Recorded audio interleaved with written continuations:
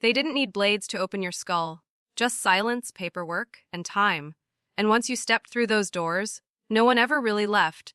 Buried in the forgotten hills of West Virginia, past the winding roads where even shadows seem afraid to linger, sits a fortress not built to protect, but to contain. A cathedral of screams masquerading as mercy, the Trans-Allegheny Lunatic Asylum. A name whispered by those who remember, erased by those who feared what it held. Before the ice pick. Before the surgical theft of personality had a name, this place was already at war with the soul. It began in 1864. Civil War blood still soaked the soil, but inside these massive stone walls, a different war raged, one against the mind. The official records spoke of care, of treatment. But they lied. This was no hospital. It was an altar to control, disguised in white coats and whispered prayers. And the people sent here, they weren't always broken. But they always ended up that way. A woman could be locked away for melancholy, a child for reading too much, a man for speaking truths too loud. Diagnosis didn't require illness, just inconvenience. A husband tired of his wife, a factory owner silencing an angry worker, an official wanting obedience over opinion. One signature, and your reality was stolen. This wasn't about healing, it was about erasure. Psychological obedience disguised as compassion. Those who resisted weren't punished, they were treated. Ice baths until the heart trembled. Solitary darkness that warped time. Electroshock until you forgot your own name. But even worse was the silence.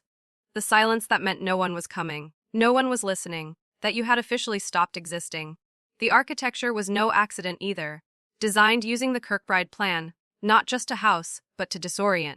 Long corridors twisted perception. Vast ceilings mocked insignificance.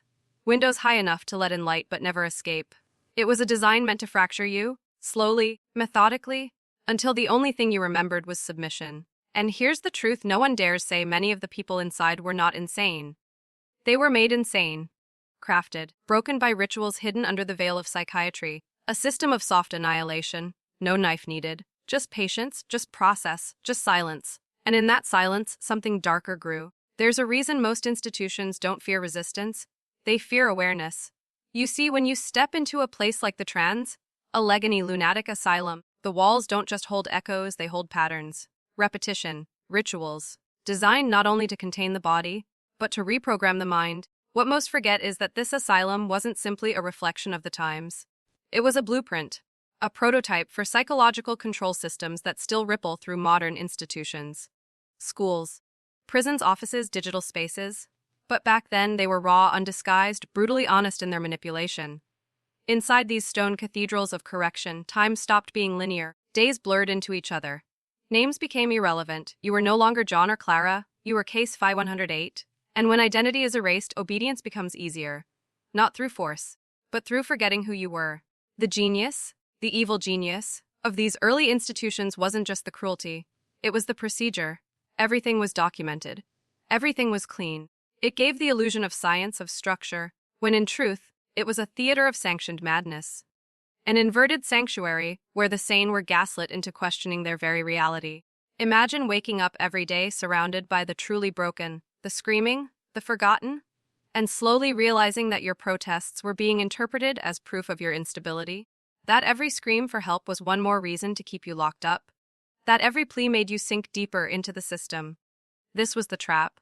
And it's a trap still used, only more subtle now, in courtrooms, corporations, algorithms. But back then it was pure, no masks, no PR departments, just stone straps and silence. And here's the part they never want you to consider.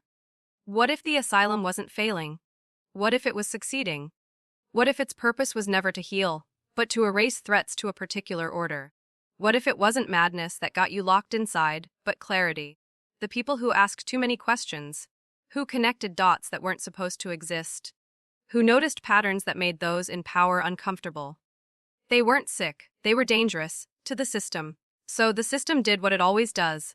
It labeled them insane, then made the label true. They called it a hospital, a sanctuary, a refuge for the troubled. But the walls of the Trans-Allegheny Asylum were built from more than stone.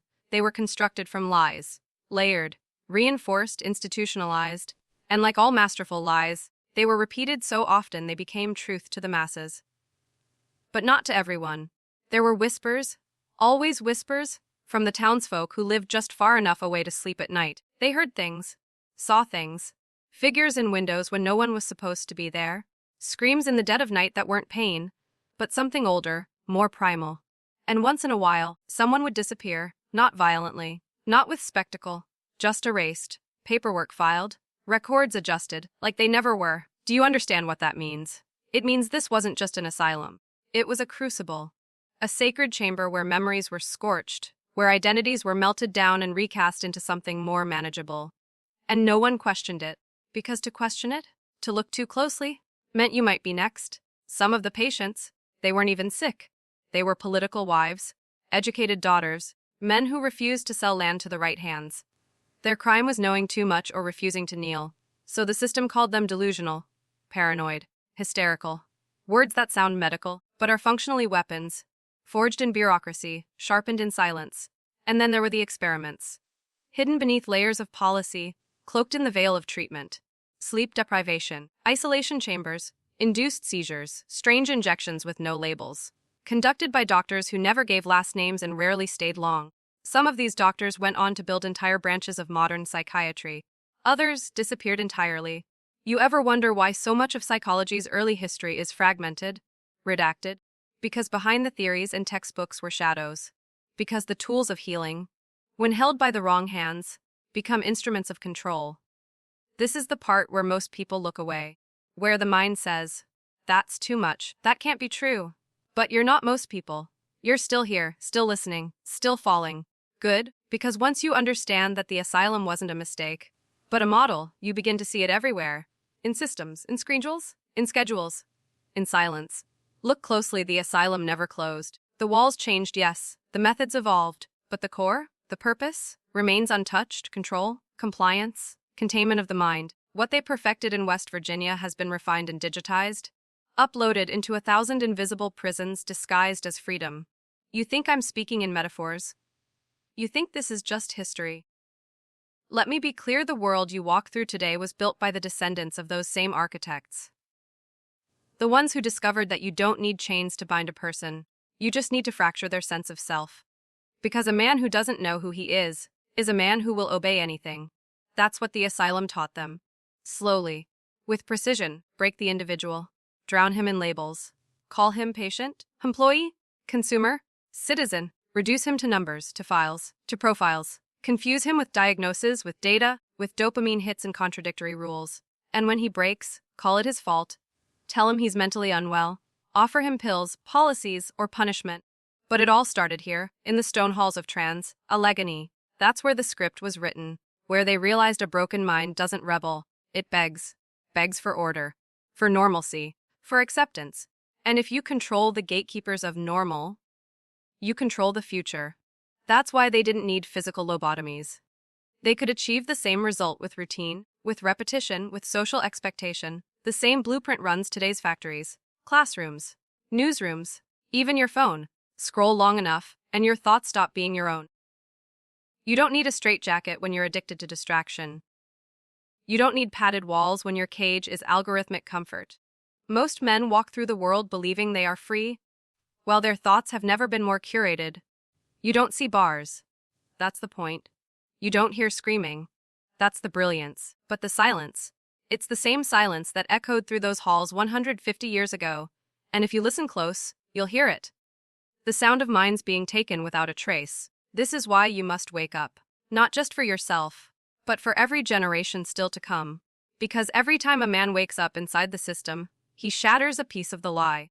You've already crossed the threshold. And now that you're here, there's no going back. You've seen too much. You've felt that tug in your gut. The one that says something has always been wrong. That life isn't what they told you. That the institutions you were raised to trust were never neutral. Let's go deeper. The asylum didn't just trap bodies, it devoured lineages. Men entered with names, family histories, ambitions, and came out shadows, if they came out at all. Generations were erased from legacy. Bloodlines severed, no gravestones, no eulogies, just clinical reports, sanitized, sealed. But you need to understand why. This wasn't random, this was surgical, selective, deliberate. A man who questions his reality is dangerous. A man who challenges official narratives is unstable. A man who won't conform must be corrected. That's why the West Virginia asylum received so many whose only crime was noncompliance. Homesteaders who refused state land grabs.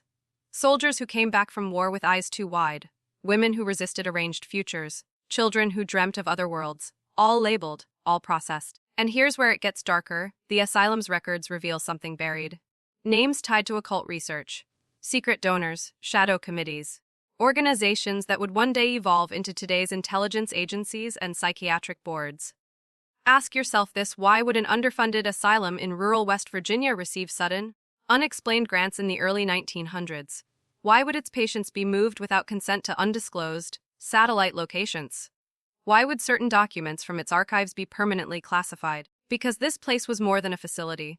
It was a testing ground, psychological warfare, behavioral compliance, social engineering, and guess what? The methods worked. So they scaled them, took them national, then global. And you see it now, don't you? How we're all being tested? Monitored, profiled, nudged, not with leather straps or locked doors, but with dopamine loops, debt traps, shame algorithms, endless bureaucracy, invisible mechanisms of obedience.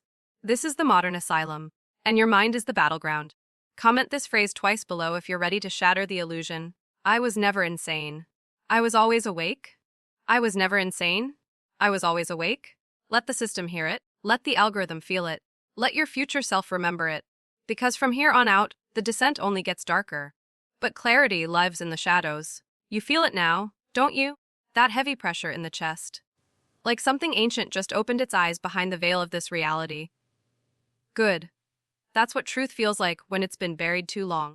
Let's talk about the architecture of madness. Not the screaming or the straps. Those are distractions. I'm talking about the intentional design of the asylum. Every inch of the Trans-Allegheny Lunatic Asylum was constructed with one hidden purpose: to reprogram the mind without resistance. The Kirkbride Plan, hailed as a breakthrough in mental health, was never about healing. It was about psychological domination. It used symmetry to confuse, light placement to disorient, repetition of space to erase time, long identical corridors so patients could never tell how far they'd gone or whether they were walking in circles. What does that do to a mind? It fractures it, slowly, quietly, completely. Now imagine you walk those halls every day. You sleep in a bed that's bolted to the floor. Your meals come at fixed hours, your name is never spoken, your future never mentioned. There is no change, no chaos, no if only patterns, cold, merciless patterns that wear down the soul like water on stone. This is psychological erosion, not in days, but in decades. And now look at modern life. Your cubicle, same shape, same lights, same isolation. Your school desk, rows, bells, timed repetition. Your social media feed, scrolling patterns designed to loop you endlessly. The asylum never ended. It just got efficient. The corridors became digital. The staff wore smiles instead of uniforms. The injections became ideologies. And you were taught to love your cage, to call it comfort, to call it safety, to fear anything that doesn't resemble it. That's why when men start to awaken, they feel anxiety. Not because they're broken, but because their programming is cracking. The mind rebels against its own captivity. The first symptom of freedom is discomfort. And most never make it past that. They medicate, distract, return to the feed. They run back into the burning house and call it home. But not you. You're still here. Still walking through the ruins of the original design. Still pulling back the layers. Because deep inside you understand something. The system wasn't built to heal you. It was built to harvest you. There comes a moment in every descent where the air changes, where you stop asking what happened and start asking why it was allowed.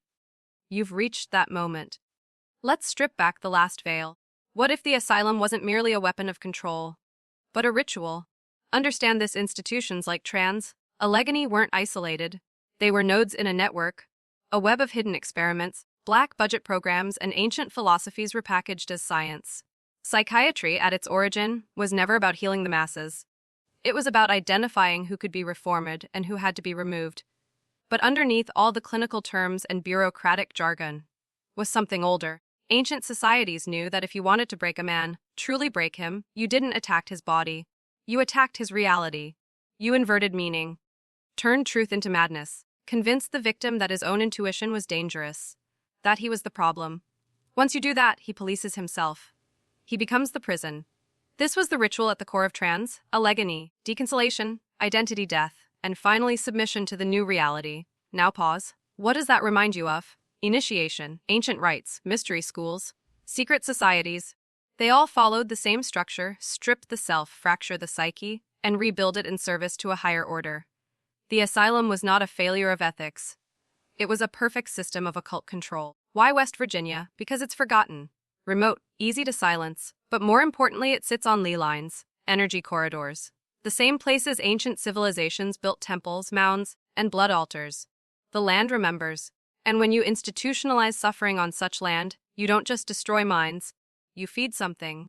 You think that's a metaphor. The original construction involved blood brick, prison labor, bodies buried beneath foundations, rituals during full moons. These aren't myths. They're hidden in contractor reports, in local legend, in whispers passed down from stonemasons and night nurses. And every scream, every breakdown was a sacrifice, not to medicine, not to science, but to control itself, as a god. Because that's what you must understand now, control is sacred to them. It's their religion. And the asylum was their temple. Now that you see it for what it was, not a hospital, but a temple to control, you must ask the next question: what gods do institutions serve today? Because the rituals never stopped, they simply evolved. And the sacrifices became digital, emotional, internal. The gods of today's world are no longer carved in stone or chanted to by robed figures in candlelit basements. No, they exist in silence, in form fields, in algorithms, in compliance checkboxes. And just like the priests of the asylum, today's keepers of order don't wear blood-stained aprons. They wear smiles, badges, and credentials. But they're still performing the same rites. Modern psychiatry has streamlined the process. Instead of years in padded cells, you're broken in minutes through relentless diagnosis, shame, and simulation. Your anxieties aren't chemical imbalances. They are reactions to a life that was never designed for your humanity. Your depression isn't a disease. It's a signal that you were not meant to serve the system blindly. But they brand you, medicate you, pathologize resistance. You say, I feel something is wrong. They say, you need help. You say, the world feels fake. They say, you're paranoid. And just like that, you're placed on the conveyor belt. Because if too many men wake up to the false reality, the ritual fails. You think it's just the asylum that did this? Look at schools. We drug children for not sitting still in broken systems. We test them, rank them, shame them, then call it education. Look at media. We are told what to fear, who to hate, how to feel, then told we're free. Look at work. We pour our souls into systems that don't care, then are told our worth is based on productivity. These are the modern wings of the asylum. Each room has a different label: health, justice, career, but the ritual is the same: break the soul. Rebuild it in the image of obedience. And if you dare resist, they won't send you to Trans-Allegheny anymore. They'll exile you socially, digitally, financially, spiritually, until you either crawl back or disappear. But you've begun the descent, and that makes you dangerous. Because once a man sees the ritual, he can't unsee it. He can only choose to kneel or to break the wheel. Every system of control has a face you're meant to see, and a hand behind the curtain you're never supposed to notice. It's time we talk about the architects. The Trans-Allegheny Lunatic Asylum didn't operate in isolation. It wasn't just state-funded facility.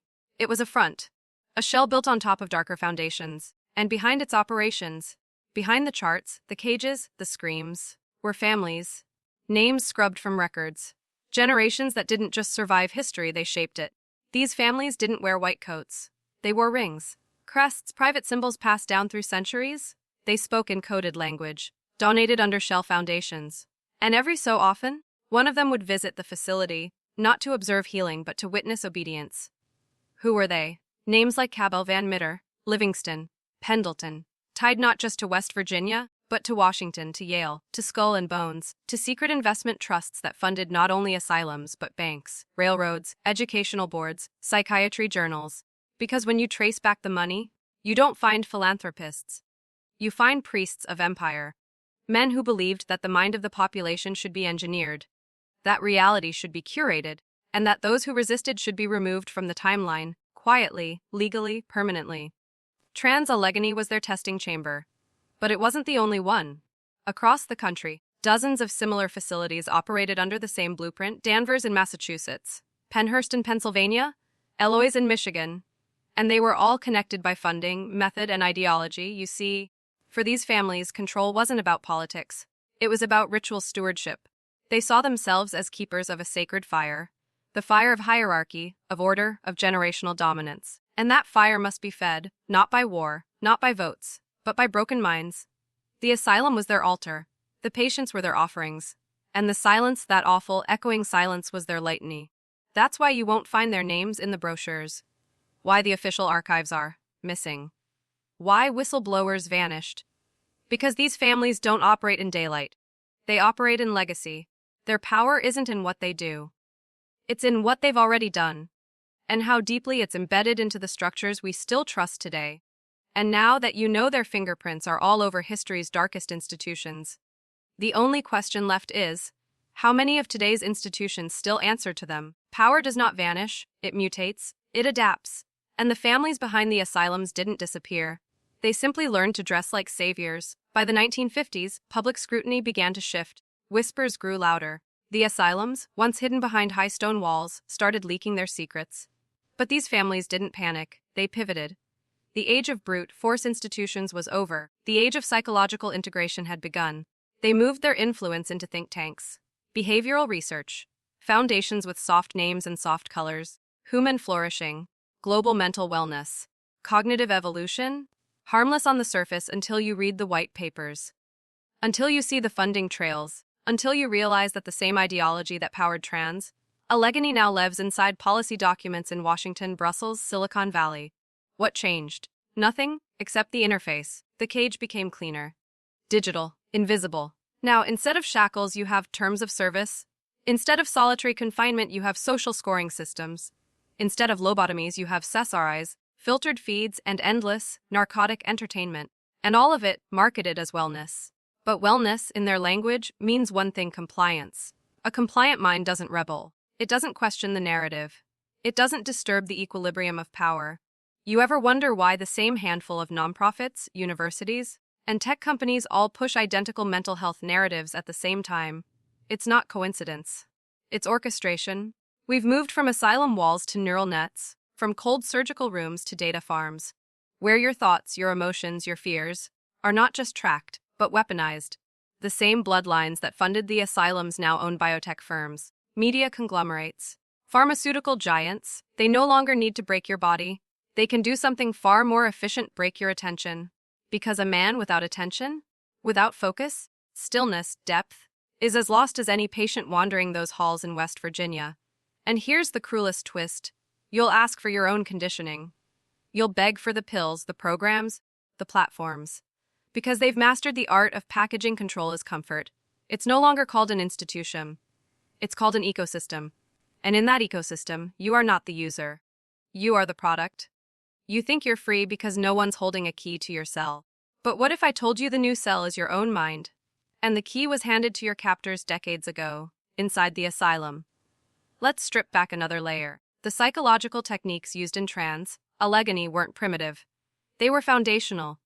They became the backbone of modern behavior modification, not just in medicine, but in media marketing, education, and politics. These weren't isolated abuses.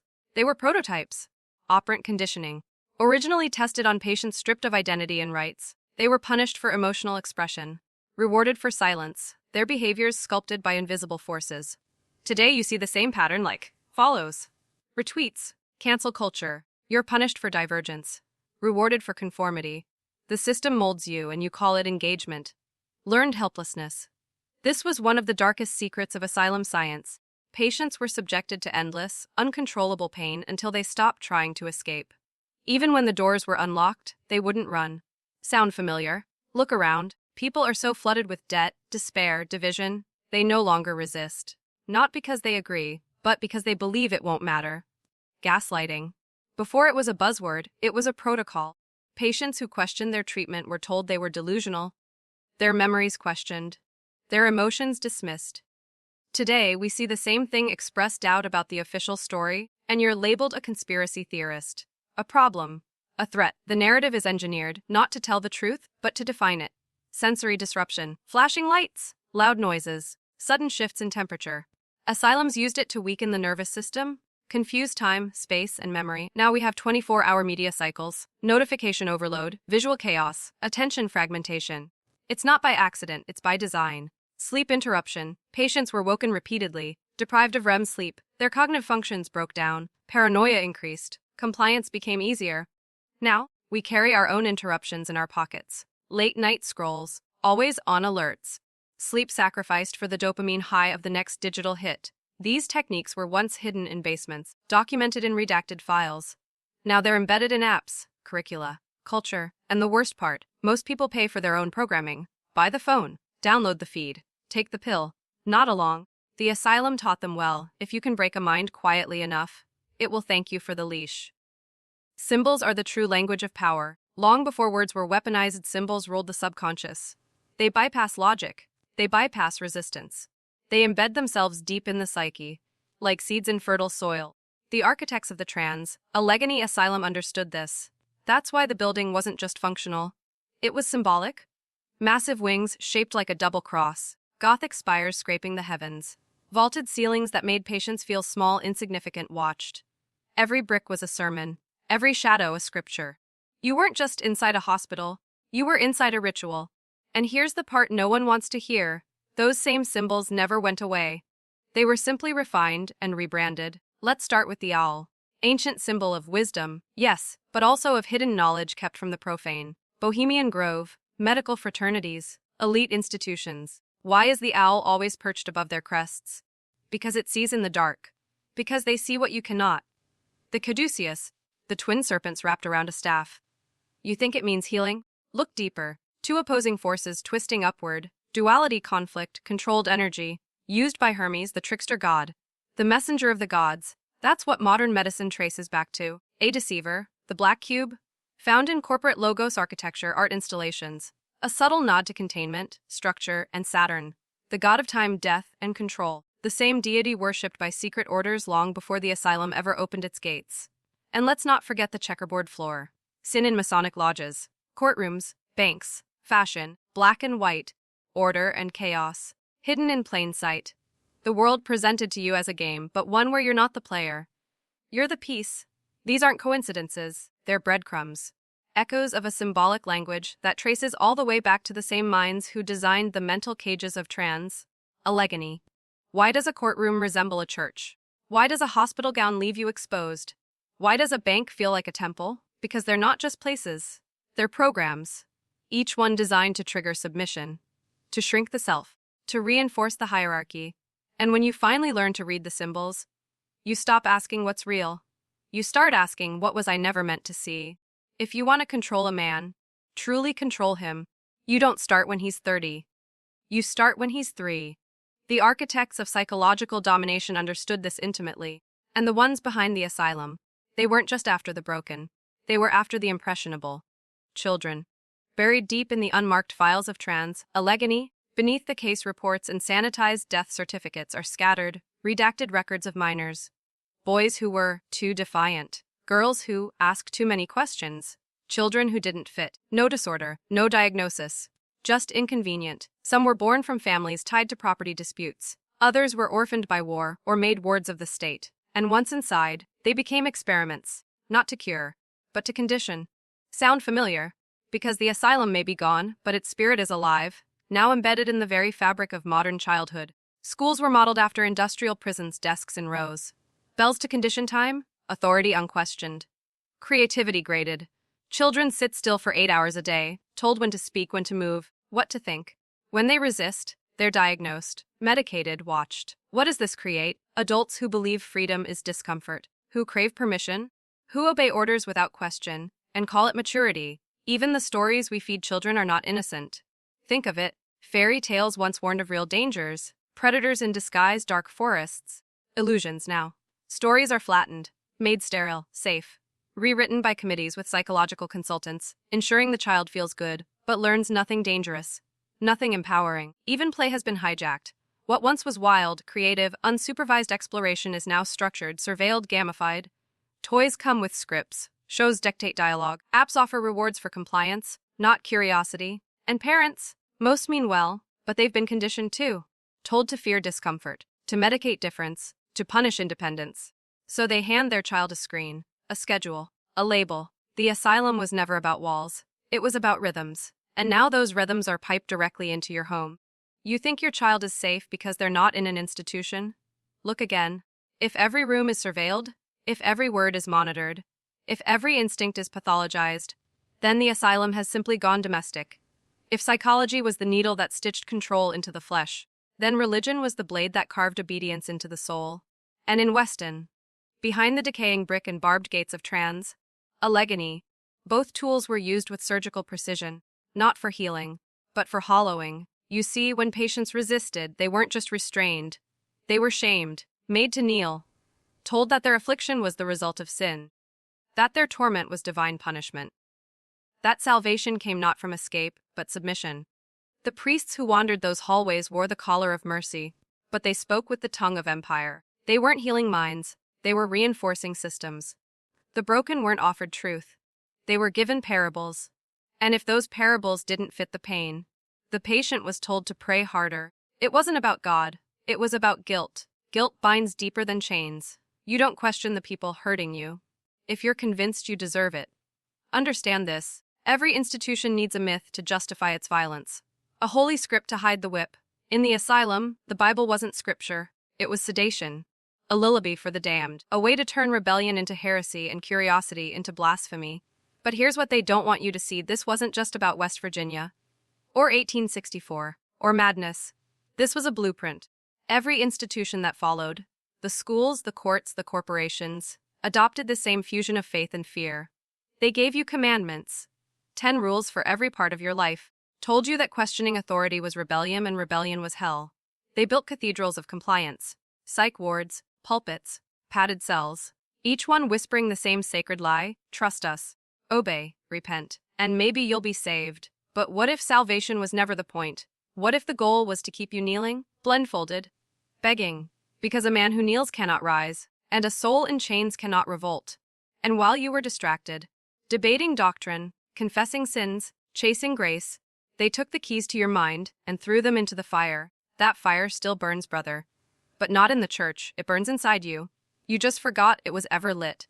Language is not just communication, it is architecture, the scaffolding of reality itself. And within the walls of the Trans-Allegheny Lunatic Asylum, language was weaponized, not to describe truth, but to control perception. They didn't call you wake. They called you delusional. They didn't call your questions valid. They labeled them paranoia. Your resistance was mania. Your insight was schizoaffective. Your rage, violent disorder. And with one stroke of a pen, you were no longer a man, but a symptom. Do you see the sleight of hand? They didn't lock you away for being dangerous. They redefined what dangerous meant until it fit you. This is how empires operate. They don't crush rebellion with guns. They rename it, call it a threat to national security, a public safety concern, a disruption of peace. Suddenly, anyone who sees clearly becomes the enemy. Words become cages, and the meanings, the definitions, are owned by the institution. They tell you what normal means, what mad looks like, what safe feels like. And you're just supposed to accept it. But what if safe was a lie? What if madness was just clarity in a world built on illusion? What if every man who tried to warn us was dragged into places like Weston, so we'd never hear what they had to say? In those chambers, men were silenced not by gags, but by diagnoses. Their names replaced with numbers. Their stories overwritten by charts. Their souls reduced to symptoms. And here's the darkest truth of all: we still do it. Every day. We mock the man screaming on the street corner, but maybe he just sees the fire we've been trained to ignore. We dismiss the woman questioning her government, label her a conspiracy theorist, then scroll past her truth in the comfort of our sedation. And all the while, the institutions laugh, because they know if they can define the language, they can define reality. But tonight, we reclaim the words. You're not paranoid. You're perceptive. You're not unstable. You're unprogramming. And if you feel the foundation shaking beneath you, good. It means you're finally waking up. Comment, I see through the veil, twice below. Not for the algorithm, but for your own transformation. Once to declare it, twice to become it. The asylum was never just a place, it was a prototype. A blueprint for what happens when state power fuses with psychiatric control. When governments realize that controlling the mind is more profitable than controlling the body. Weston wasn't just a facility, it was an experiment. And like all experiments, it had funding. From whom? That's the question no one dares to answer out loud. Behind the decaying walls of Trans-Allegheny, behind the barred windows and rusted restraints, were whispers of collaboration between medical institutions and emerging intelligence agencies, not just for mental health, but for mind modeling, behavioral prediction, and containment strategy. Before MK Ultra ever got its name, places like Weston were testing grounds, not just to sedate, but to shape. The doctors took notes, the state watched the results, and somewhere deep in the black budget archives, those findings were used. The goal, not healing, compliance. Take a man with strong opinions, unconventional beliefs, or deep suspicion of authority. Call it paranoia disorder. Lock him up.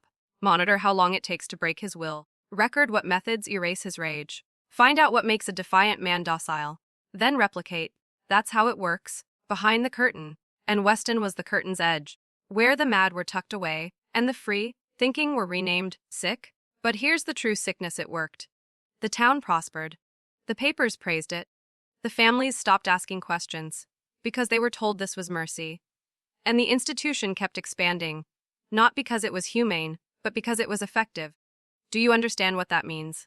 It means the government realized they didn't need bullets to control people. They needed diagnosis. They needed facilities. They needed fear, and they got all three, behind the gates of Weston. Now ask yourself, where else has this model been used? Look around you. Modern therapy systems, court-mandated treatments, drug-based compliance in schools. Is it about wellness or willingness? This is not a conspiracy theory. This is a conspiracy of silence, preserved by time, protected by shame, and enforced by those who benefit most from your ignorance. But you're not ignorant anymore, are you? Not after Section 16.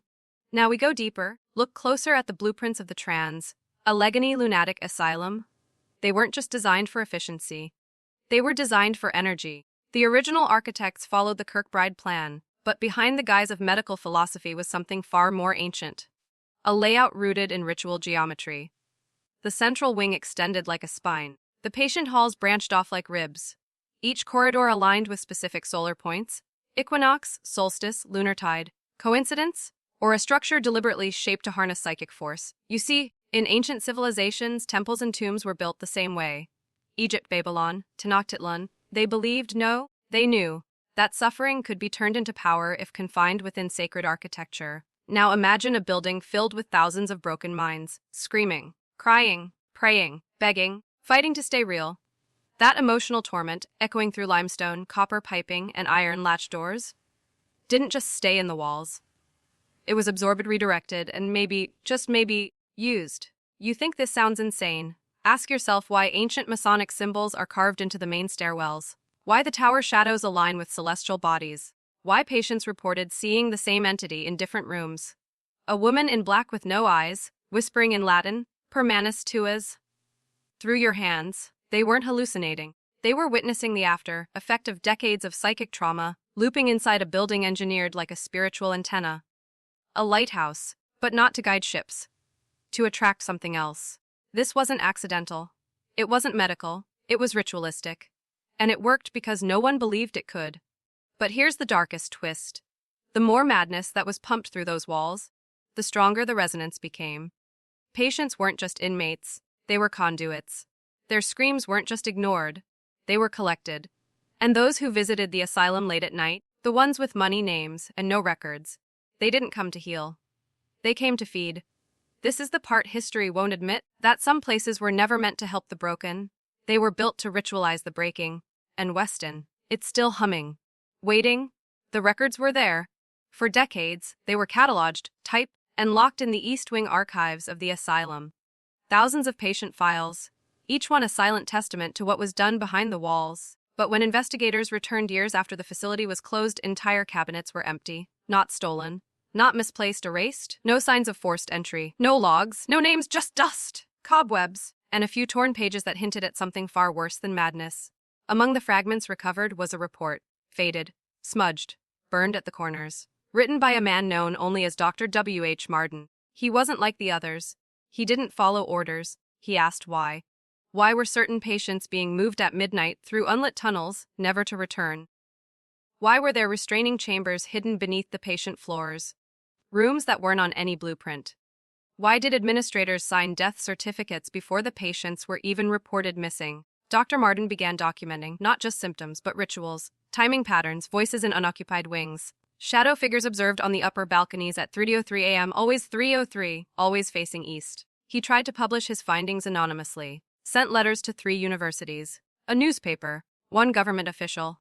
Only one reply came back. A single sentence typed on an unmarked envelope. You are not studying them, they are watching you. Stop. Martin vanished a week later. No resignation, no trace.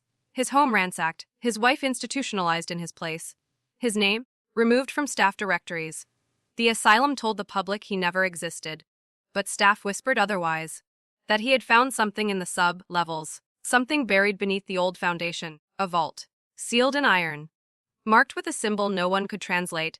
An eye inside a circle of teeth. They say that when he opened it, the lights in the building surged. All the clocks stopped. And 3 patients, in separate wings, began screaming the exact same phrase in dead languages they never learned. The mouth beneath the stone remembers. We were never meant to hear this, but you are not like the rest. You're still watching, still listening. So if you're ready to go deeper, to face what lies beneath the stones and the silence, then comment this phrase twice to lock in your identity transformation. The mouth remembers. The mouth remembers? Because after the next section, you won't be the same man anymore. The asylum wasn't just a building. It wasn't just a facility for the insane. It was a gate. Not metaphorically, not symbolically. A real, living threshold, designed, constructed, and aligned to open something most men aren't brave enough to name.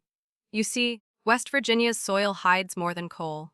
Beneath it lies an ancient current, geopathic veins of earth-born energy, churning through mineral-rich fault lines. The Trans-Allegheny Lunatic Asylum was built directly on one of the strongest nodes. Not by accident, by design. The original blueprints from 1858, they weren't drawn by standard architects. They were commissioned through back channels of esoteric societies, hidden within Masonic orders and spiritualist sects. The building's corridors? Perfectly aligned to solstice patterns. Its east tower, tilted by 33 degrees, a number echoed in secret brotherhoods and the rituals of knowledge long buried. Even the very name Trans-Allegheny was no coincidence. It implies transference, a crossing, not just through space, but through mind, identity, and time itself. By the early 1900s, certain wings of the asylum were off limits. Not because of renovations or safety, but because they were active. Nurses refused to enter alone. Some patients, completely non-verbal for years, would begin speaking fluent Latin or Aramaic when placed near these areas. Others would hum melodies unknown to any staff, but perfectly match 15th century funeral rites recorded in Vatican archives. Explain that.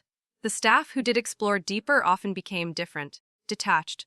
They began dreaming the same exact symbols. Some reported hearing whispering beneath the floorboards, chanting that rose in frequency during certain moon phases. One patient, a former cryptographer for the Navy, drew a spiral every day. Not just any spiral, the same design found carved beneath ancient megaliths in Ireland, Peru, and Egypt. He claimed it was the mark of the original door. But here's the darkest part. The deeper they probed, the more the asylum reacted. Mechanical failures, sudden animal deaths, a flood that occurred only in one wing, now sealed in concrete. And one night, an entire hallway of cameras blacked out at exactly 20:22 a.m., only to reboot with all footage wiped. Still think this is just about madness? No, this place didn't treat the insane. It harvested something else. Something that still waits beneath the ground and feeds on attention, curiosity, and fear. You fed it by listening. And in the final section, you'll learn why it was built in America. You want to know the real reason the Trans-Allegheny Lunatic Asylum was built in America. Because something ancient was being exiled from Europe.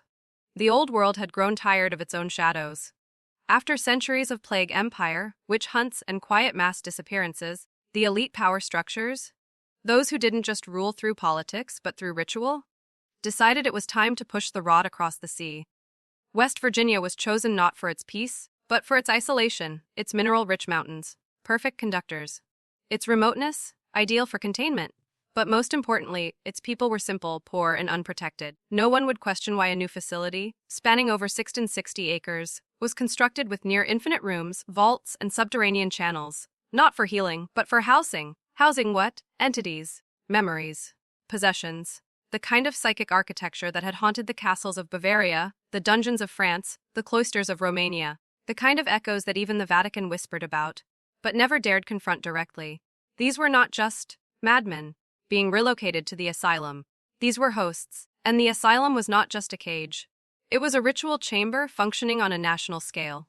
You still think this was about medicine? It was about energy transference. America wasn't the land of the free. It was the new lab for the old world's occult sciences. Not freedom, experimentation. Why do you think electroshock was tested there? Why do you think emotional severing and psychic fragmentation began here, decades before MKUltra? Because the asylum was a seed, a prototype, an incubator for what would later become global psychological control systems. Everything from media disorientation to emotional warfare to institutional sedation.